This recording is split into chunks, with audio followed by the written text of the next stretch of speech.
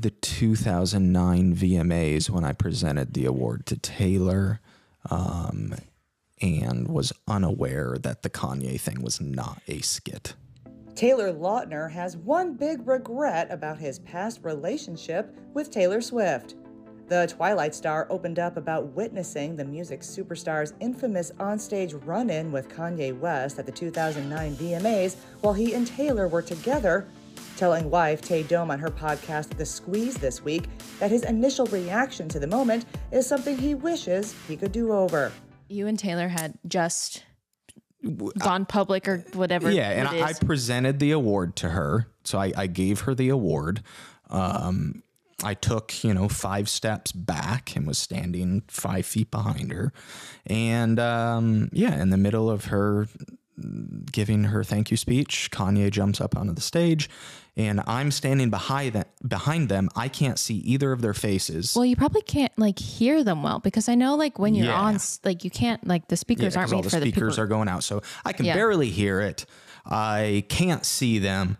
I'm just assuming that this whole thing was a practice and rehearsed skit. Yeah. Because why else would Kanye West be jumping up on the stage interrupting Taylor Swift? Rightfully so. It just didn't make sense. Yeah. The actor explained that despite standing mere feet away, he still couldn't hear what was really going on between Taylor and Kanye, so he thought the moment had to have been pre-planned, until the look on Taylor's face set him straight.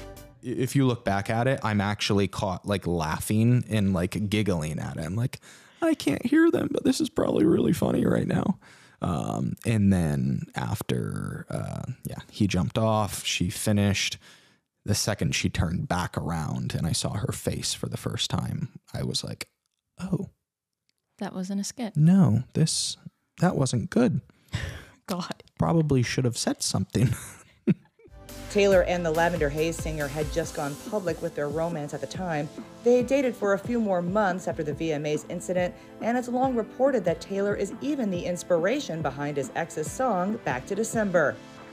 Though he and the pop princess didn't work out, Taylor went on to find the one in Tay. He and the registered nurse and influencer met through Taylor's sister back in 2018, and they tied the knot in November at a California winery. As if that weren't dreamy enough, last year, Taylor gave Access Hollywood the behind-the-scenes scoop on his romantic at-home proposal.